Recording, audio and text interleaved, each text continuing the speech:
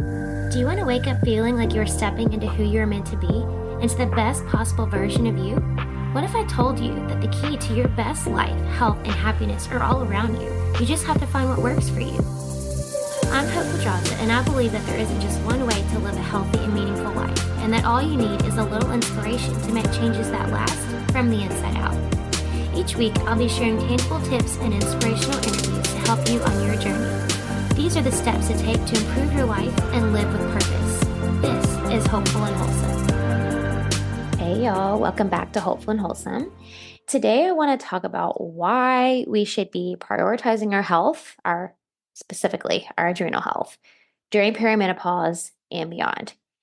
And I want to say it was a year or so ago. I have another episode about adrenals, and I dive into more about the adrenal thyroid connection and blood sugar connection. I am going to mention those things here, but I specifically want to talk about it through the lens of perimenopause and menopause. Beyond, as you know, if you're going into perimenopause, eventually you're going to go into menopause. So it's really it's all connected.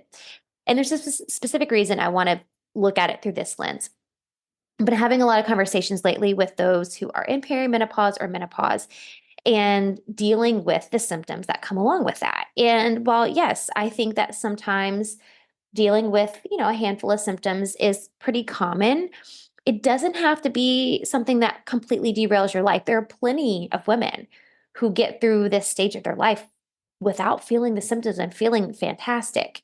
And yes, sometimes that requires hormone replacement therapy. And you can go back and look at my episode I guess it was last year, talking about bioidentical hormone replacement therapy specifically. But there are ways that we can really manage and even mitigate, potentially prevent a lot of the symptoms that come up around this period of life. So I want to break this down first before diving into the adrenal part. Just for those of you who maybe you hear perimenopause and you're like, I don't even really know if I know what that means. And let me just say too, like, there's no shame in that, because I mean, I don't think I was ever taught that, right? This is something I learned along the way, or I read in books, or, doing different studies and certifications. It's crazy to me that we can go through our young adult life and not learn these things about ourselves. Like, it's still, I know I've said this in multiple episodes. It really is mind blowing to me though. Like, we're taught about, we have a period, and then that's kind of like, okay, the end. That's it. And eventually at some point when you're older, you stop having one. Like, what is this? Anyway, perimenopause. So perimenopause, basically, just like the name sounds, it's this period of life before menopause. It typically happens between like 7 and 10 years before menopause hits. It can be as early as age 35, though. Some women hit perimenopause in their early 30s. It just kind of depends on your body, genetics, that kind of thing. Typically, it's, sometime around maybe age 40 or so, but hormones really start to decrease in women in their 30s and 40s, regardless if you're like officially in, perimenopause or whatever. Your hormones do decrease in your 30s and 40s and leading up to that phase. And you can kind of start to see the symptoms before you're full on perimenopausal. And some of the most common symptoms, there's a laundry list of symptoms, but some of the most common symptoms typically first is irregular periods. They typically get shorter. Sometimes there's missed periods, but a shorter period is typically a good sign that you're headed into perimenopause. I think with a lot of my clients, that's kind of the first thing where it's like, okay, my period used to be, 28, 29 days, and all of a sudden it's like 22, like something is weird. That's typically the first sign. But there's other signs, things like vaginal dryness, trouble sleeping, maybe changes in your skin or your hair, irritability and moodiness. And I know this isn't, an untypical thing for women, just because our hormones are constantly shifting throughout the month, but you feel like exceptionally moody, emotional, irritable in phases of perimenopause, just because our hormones are dropping substantially. Decreased libido, weight gain, or just slower metabolism. That's really, really common. That's really a lot of reasons why and women end up coming to me. Brain fog is a big one, that the progesterone can really affect that. And then things like hot flashes and chronic fatigue. I think the energy piece, I would say probably the most common that I see, the irregular periods and just typically shorter periods. The weight gain, like slower metabolism situation, and the chronic fatigue. Those are probably the three. And I think those are the three that affect people's livelihood. It affects their lives the most. The other thing too, actually, I want to call out one more symptom because I made a note for myself to say this one is increased UTIs, urinary tract infections. And it's interesting because so as your hormones drop, estrogen, testosterone, vaginal dryness increases. I said vaginal dryness was a sign, right? And then the vaginal tissue becomes thinner. And so the thinning of these tissues it kind of changes things down there, and it can create the potential for more bacteria, things like E. coli, to move up and cause a UTI. And, obviously there's treatment for UTIs, but it's typically an increase in maybe frequency, or like you've never had them before, all of a sudden you do. The other thing that's related to this is incontinence. Like all of a sudden, like I never pee my pants before, and now I'm peeing my pants, like things like that happen. And it really has to do, again, with the vaginal tissue becoming thinner. So these are just a handful of symptoms that are pretty common. So that's the what about perimenopause. Now, let me remind you, if you have never listened to this podcast before or you don't know what the adrenals are, because this is also important. We talk about adrenals a lot. I talk about adrenals a lot. You might be hearing about adrenals a lot. We hear things about like adrenal fatigue or adrenal burnout, things like that. So your adrenal glands are these little tiny bean-shaped glands that sit on top of the kidneys, and they produce hormones, variety of different hormones, which I'm going to dive into specifically in a second. But these hormones have to do with things like your circadian rhythm and your energy and your metabolism and your blood pressure and your body's stress response. And your adrenals are part of the HPA axis, or the hypothalamic pituitary adrenal axis. And this is really kind of our body's central system to help us deal with stress, energy, metabolism. Okay, so that's your adrenals. So, why are we putting an emphasis on adrenal health during perimenopause and menopause? I want to say that too. I'm going to be saying during perimenopause, but I mean, if you're doing it during perimenopause, you're going to do it during menopause too. Let me just want to like say that as a disclaimer so I don't have to keep saying both. Why are we talking? Why am I harping on adrenal health so much? And I do this all with my clients. I mean, I harp on adrenal health a lot. So your adrenals are responsible for a lot. And that's the thing. That's the thing. We're going to perimenopause and menopause. Like they're responsible for a lot. Adrenals are already responsible for making some of our progesterone. So even before perimenopause, like that's one of the hormones, because they're responsible for making a lot of hormones. They help us with progesterone production. And when we hit perimenopause and go into menopause, right, our body naturally, our ovaries stop producing as much estrogen and progesterone. Our adrenals have to pick up the slack. So now when your ovaries stop producing estrogen, now your adrenals are responsible for producing estrogen. They're responsible for picking up the slack. So now they were already making progesterone, some of the progesterone. It kind of shares the burden with the ovaries. Now it's responsible for picking up the slack for your estrogen. So now our sex hormones, right now it's on the adrenals. The other thing is DHEA. DHEA is kind of this parent hormone to a lot of our hormones, including androgens like testosterone. Yes, as a woman, you have testosterone. It's important. And so now our adrenals also they were already responsible for that, but they're responsible for making DHEA to help create these other hormones. So now, okay, we've already increased the burden when our ovaries stop. Really, they're just like retiring. That's what they're doing. Let's be honest. Our ovaries they just hit retirement, and then they're like, okay, I'm done. So now our adrenals have to do all this other work. So the problem is how much stress we already place on our adrenals, because our adrenals are already responsible for a stress response. They produce hormones like cortisol and adrenaline, right? And those are our stress hormones to get us through stressful situations. So when we've gone through potentially 40 years of our life being stressed, the majority of it. And now we're asking our adrenals to pick up the slack when our ovaries decide to take a holiday and retire, right? This is a problem because they're already stressed and we're asking them to do more work. You see what I'm saying?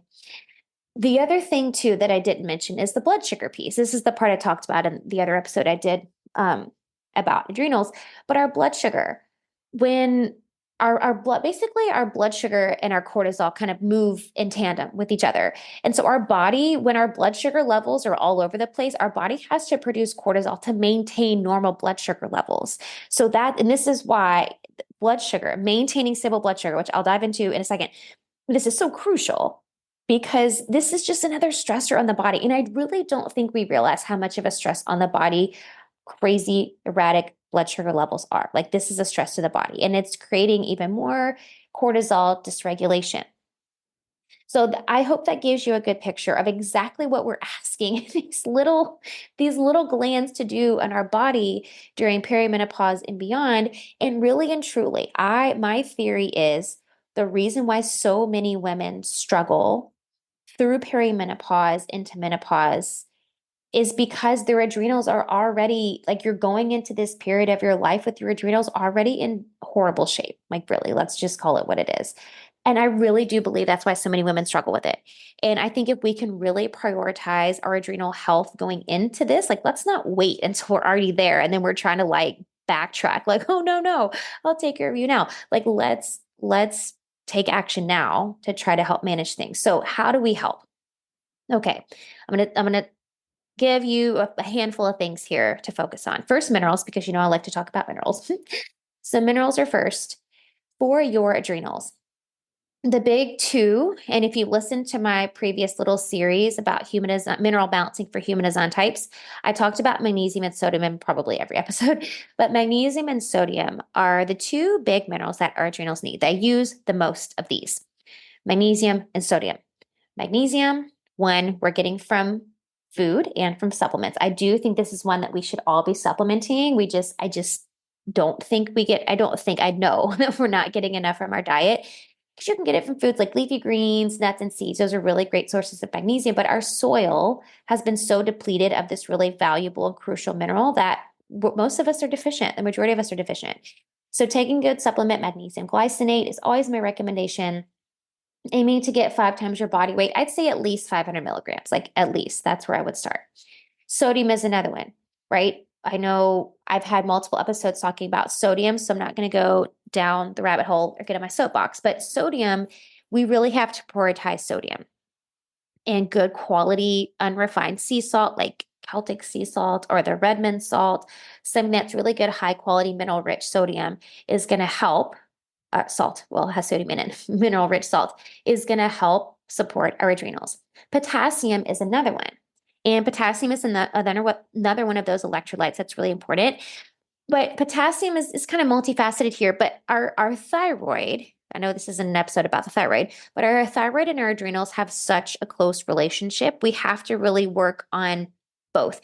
Because for a lot of my clients, it's kind of like a chicken or egg situation because both of them, if one is out of whack, the other is out of whack. I honestly have yet to have a client who has just one, like it's just your adrenals or it's just the thyroid. They always work together because they have to talk to each other. And potassium is one that's going to support both. Now, the other thing, well, let me say this too. Epsom salt is another good way. It's talking just about supporting magnesium. Epsom salt is another really good way to help support magnesium. If you're taking Epsom salt baths or foot soaks, that's another good way to help support it there. Zinc is another another mineral that plays a really important part in the production of a lot of different hormones. Specifically, in this case, we're talking about the synthesis of cortisol. So this is kind of this precursor that helps this with the synthesis of cortisol, how our body is making and using it. Zinc is crucial. And I think, like, here's another theory I have.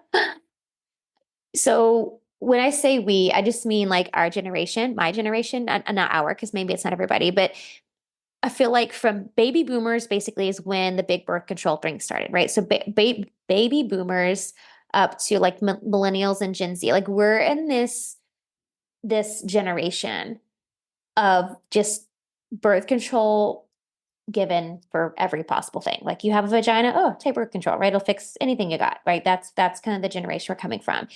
And I really believe that we're paying the consequences of that. I was reading this article the other day. I was talking about how, baby boomers are kind of this first generation to get on birth control. And then they all had babies after being on birth control. So like us as the babies of baby boomers, babies of baby, is that how you say it? Yeah, babies of baby boomers. we are also feeling the repercussions of everybody in the baby boomer era getting on birth control, right? It's just kind of this generational thing, right? It's this genetic thing that now we're feeling the effects of it because it started in the baby boomer era. And now you have this generation of women dealing with like astronomical levels of PCOS and endometriosis and infertility and all of these hormonal issues and fertility issues and reproductive issues. And like it's not a coincidence. Like it's not a coincidence. It's not a coincidence. And the reason I bring this up about zinc is because zinc birth control, there's a lot of issues. And I have an episode at some point. You can go back and look at me talking about birth control, but birth control, the effects of birth control, far reaching. And I've had people try to argue with me on this on social media. And I'm like, no, like you can go look at the studies. I've quoted studies in plenty of my posts. You can literally go look at multiple scientific studies that show how birth control affects your gut microbiome, your immune system, your mineral levels, specifically your mineral levels. And zinc is a big one. Birth control affects specifically, while other minerals, yes, your zinc. Zinc, which is interesting because zinc is a precursor for a lot of hormones, hormone synthesis, hormone production.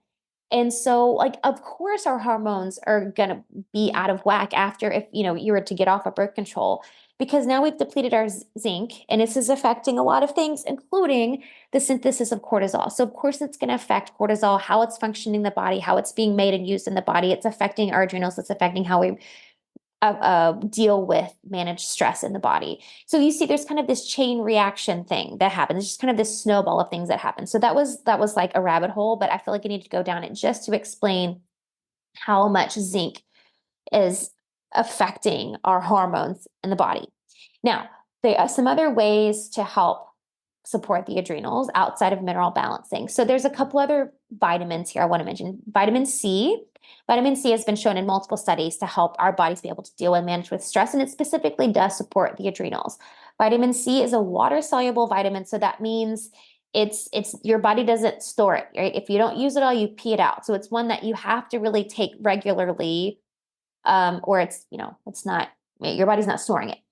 The other thing is B vitamins. B vitamins are also precursors for so many hormones, so many neurotransmitters that affect, our mood and moods stabilization, all of those things. B vitamins are really crucial for hormones. Now, when you're taking B vitamins or you want to prioritize B vitamins, you want to look for a B complex. I really do recommend for everybody looking for a methylated B complex. Methylated just means that it's more bioavailable, right? Your body's able to use it easier. It's more readily available for your body to use. Some other things to help with your adrenals, and I've had episodes about this, and I just always like to say a disclaimer because I don't want you to think I'm giving you like this magic pill, like, oh, just take these things and it's going to fix everything, because that's not how it works. Adaptogenic herbs are good support for your adrenals, for your stress, but it is not a magic fix. You still have to do the work to help with your sources of stress, whether that's environmental, situational, it's relationship, like whatever it is, you still have to do the work on that. But adaptogenic herbs really can be helpful. Ashwagandha and rhodiola are two really big ones. And there are studies about both of these, how they help the body deal with stress, manage stress, like things like blood pressure, inflammation, those kind of things. Holy basil is another one. Same, same thing, does the same thing. So ashwagandha, rhodiola, holy basil, those are good. And sometimes you can just find like a good, I don't know what you could do. Like it's like the equivalent of like a multivitamin, but it's just like adaptogenic herbs, like multiple herbs in one. So sometimes you can find ones like that with, they might even have like some different types of mushrooms, adaptogenic mushrooms in it. So those are all really helpful. Ginseng is another one. There's some studies around ginseng and how that affects how your body deals with stress, inflammation, blood pressure, cortisol levels, all of that. So ginseng is another one. So that's all just kind of supplementation wise and mineral wise, how you can support adrenals. Let's talk about some other things that I feel like are equally, if not more important. First is managing your caffeine intake. And yes, I know this is like really depressing for some of you who love your caffeine. And this is not me telling you you can't ever have coffee ever again, or your green tea or whatever it is you drink with caffeine. It's not me telling you that.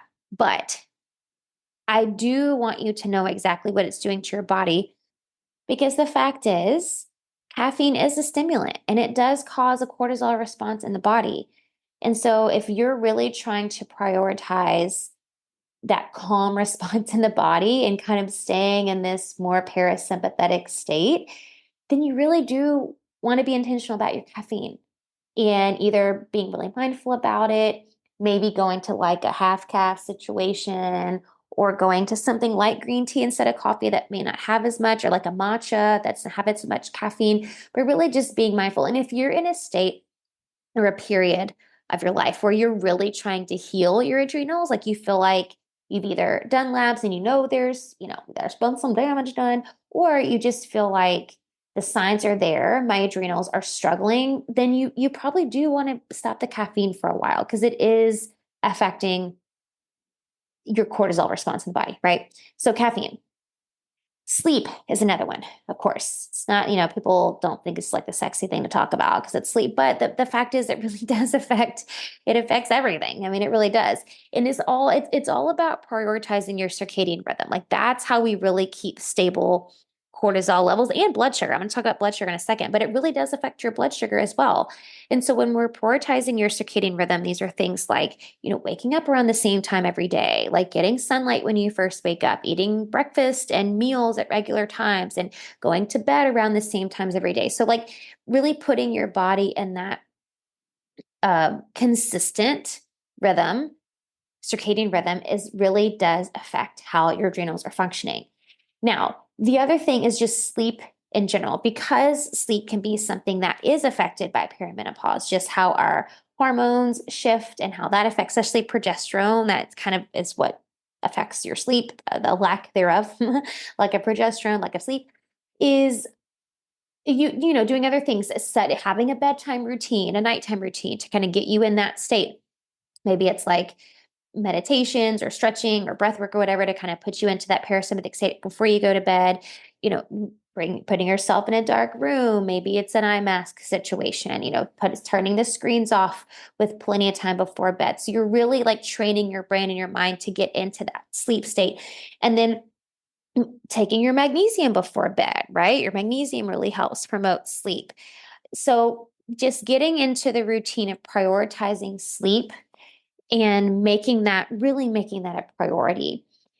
The blood sugar situation is another one that is really going to affect your cortisol, or not your adrenals. Well, your cortisol, yeah, but your adrenals.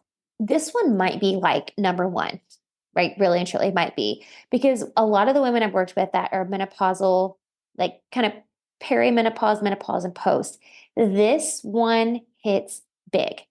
And especially when we're looking at things like chronic fatigue and brain fog, they're under the impression, either because their doctors have told them this, or just they think, just, from what they've heard or read or whatever, like this is it. Like this is just normal. Like I'm just going to be tired forever. I'm going to have this brain fog forever. Like this is it. It's just a normal part of aging. And doctors literally, that's their answer for a lot of doctors. That's their answer for it. Like that's it. That's it. There's no other, nothing else is offered. So let me just say that you don't have to live with it. So I just want to say that right out. And the big thing for me, this is what changes that. It's the blood sugar situation. Like, I'll start talking to them about, okay, when do you eat? When do you eat breakfast? When do you eat during the day? And it's like, okay, holy moly. Like this is, oh, sister, like we need some help here. Because of course, if you're, waiting until noon to eat, your blood sugar is all over the place. And yes, I am not a proponent of intermittent fasting. I'm just not. And especially for high performing women, especially for high performing women going into perimenopause and menopause, I just don't think this is helpful. I really don't. And, there's some things about, fasting around your period and being strategic around that. Like maybe that's something that you could look into doing at certain times of your period. But really and truly, I do see this as being a source of stress on the body. And if we're waiting too long in the morning to eat, you're not allowing your blood sugars to drop. You're not stopping that cortisol spike in the morning. Is our cortisol spike is highest in the morning. That's our get up and go, wake up and go hormone. We want to calm that cortisol response in the morning. We want to calm the blood sugar response in the morning. And breakfast within an hour or so after you eat or after you wake up in the morning, that's it. And I can tell you this for a fact, this piece alone has helped so many of my clients. Just this, like just the whole eating with an hour of waking up has helped so much. But then beyond that, it's also eating regularly. Like, okay, so if you eat breakfast in the morning, but you don't eat again until dinner, then what's happening during the day? Your blood sugar is, it's all over the place. So we want to prioritize consistent blood sugar levels throughout the day. So that means eating within an hour of waking up, prioritizing protein every time you eat, especially in the morning, having good source of protein in the morning and eating it throughout the day. And I tell my clients, aim to get 25 to 40 grams every time you eat. If you stick within that range every time you eat, you're eating a handful of times a day, that's going to get you pretty close to where you should be, pretty close. And this really is the key to ideal blood sugar. Now, of course, there are other pieces involved, and I have a whole masterclass around that. And actually, I might put the link in the show notes if you want to check it out. Yeah, actually, I will. Not I might, I will. I'll put the link in the show notes if you want to check out my masterclass, because I do have a masterclass about blood sugar, and there's a lot of other tips and strategies and things that you can implement. But this part alone, and I know sounds so simple. If you're like, okay, so you're telling me if I just eat breakfast and then eat throughout the day, like, yes, literally, I'm telling you, it can be that simple. We don't have to overcomplicate it. It's eating breakfast, it's eating regularly, and it's eating protein. Like, really, those three things alone, eating protein at every meal, those three things alone can help manage your blood sugar and really help support adrenal health. And if you follow me on social media, you've seen I've kind of done this. It's not a series as in like one follows the other, but I've done a collection of posts over the past few weeks about undernourishment. And actually, I did a podcast episode too, because undernourishment is one of the four main root causes of the symptoms that my clients deal with that I see. And the undernourishment piece, honestly, is one almost everybody. It's there for almost everybody. And it doesn't necessarily mean like, or it doesn't mean that people coming to me are anorexic, like they're just not eating. It's that they think they're eating enough, but they're really not. Or they're like, I had a client talk to me about this, and she's menopausal, and she's just dealing with such bad fatigue. And she's like, I'm just not motivated. Like, this just isn't me. Like that, I just is like a new person. Like, this just isn't me to not be motivated and not be. And so we're talking about her food intake and all that. And I'm like, girlfriend, like this is why.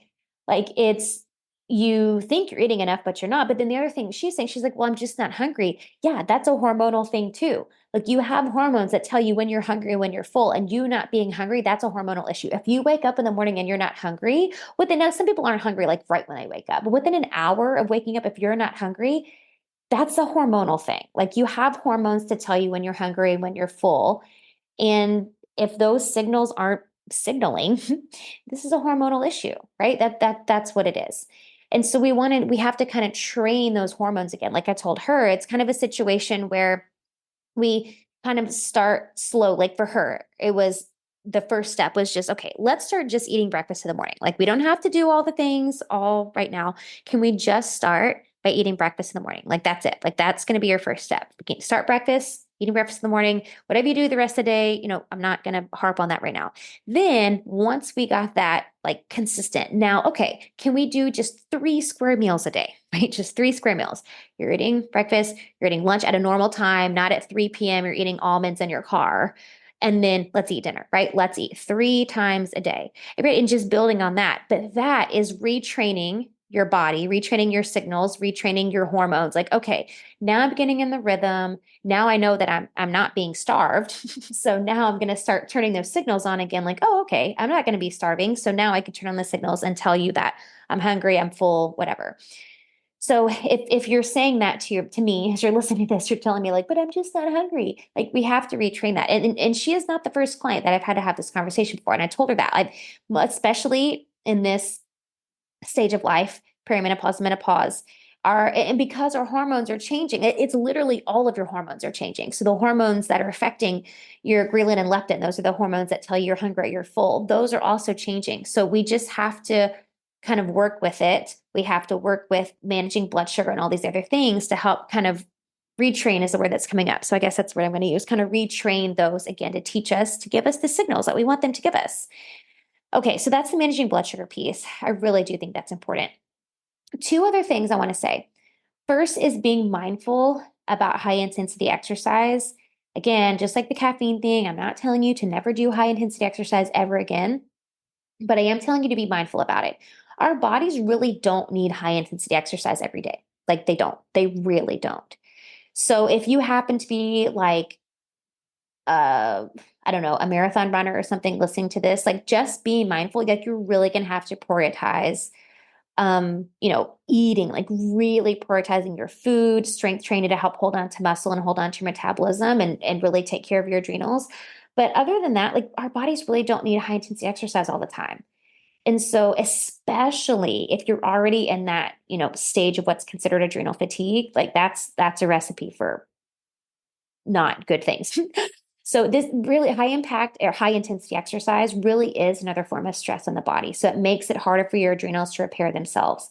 So consider doing more low intensity things. It doesn't mean it can't be hard, but just consider, limiting it, just being mindful of when you're doing it. So maybe it's just a couple times a week, right? 2 or 3 times a week, rather than if you're used to doing it every day, just cutting that back and doing more low intensity things like weights, right? Weight training, like can't recommend that enough. That's a story for another day.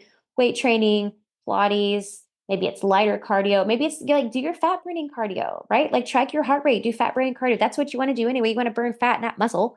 So get into your fat burning zone and, do walking on the incline, the stair climber, like if that's your thing, going outside and doing nature walks and keeping yourself in that zone too, right? If you track your heart rate, like your fat burning zone is really what you want anyway. So finding ways to, and really this is what it's all about. It's just finding ways to mitigate the stress on our adrenals. Like how can we reduce the stress on our adrenals? If that means doing a few less high intensity workouts a week, okay, let's figure out something else to do to still make you feel good. You're still moving your body. But really, a lot of times too, it's doing better for your body because doing too much cardio is going to burn through your muscle anyway. We want to hold on to our muscle. We want to prioritize the strength training.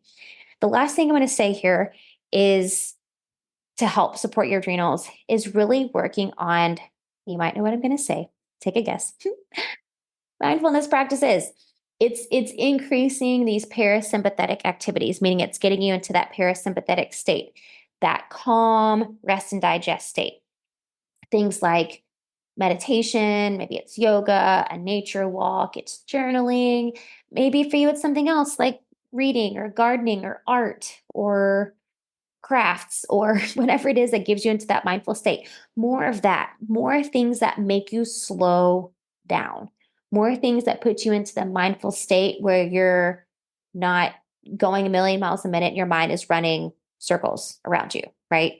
More mindfulness practices. All of these things, well, yes, you might be listening and you're like, okay, this is either like, this is stuff is all dumb, like none of this is exciting. None of this is what I really wanted you to tell me. But it's because it doesn't have to be complicated. It really doesn't have to be complicated. Supporting our adrenals throughout perimenopause is so important. It's so crucial. And it's really not complicated. It just takes some intentionality, maybe some like retraining habits, right? A little bit, but it's really not complicated. We can support it with the right vitamins and minerals and maybe some supplements like adaptogens, right? We can look at caffeine and our blood sugar and our protein intake and our sleep and our exercise and, these mindful activities. Like it's really not complicated. And I really, really, really strongly believe that if all of us as women would start prioritizing this now, before we get into this, like, holy cow, perimenopause is like wrecking my life and I can't function, or taking that with you into menopause, like we can help ease that transition. Like this is what eases that transition. So I'm going to put a couple links in the show notes for you, just some things we talked about. So I'll put the link if you want the blood sugar masterclass. I'll put that in the show notes if you want to check that out. If you want to chat with me about like really customizing the mineral balancing for yourself, I'll put a link to chat with me. We could talk about the mineral balancing part, or if you want to do all the labs, I'll put some links there if you want to reach out. Take notes on these things. Really, again, we don't have to overcomplicate it. Like none of this that I've given you requires labs. Like if you do the labs, yes, we can totally make this a more customized, personalized thing for you with the, the vitamins, the minerals, and all the other things. But you can also start just doing this stuff now. Like it doesn't require you to do anything extra. And just doing this part can really make a difference. Now, if you want to like exponentially make a difference with these things, then yeah, absolutely. Reach out to me about the labs and we can see exactly what's going on in your body to be able to personalize, customize all the things.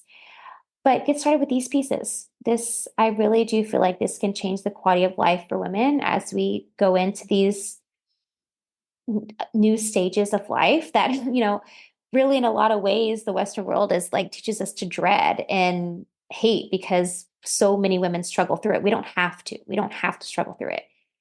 So let me know your thoughts. Check out the links in the show notes. Send me a message on Instagram. Let me know what you think, and I'll see you next time. Thanks for listening to Hopeful and Wholesome, y'all. If you found value in this week's episode, please subscribe on iTunes or wherever you listen to your podcast and leave a review to let me know what you thought. I'd love to know what you find useful in these episodes so I can know how to provide the most value I can to my listeners.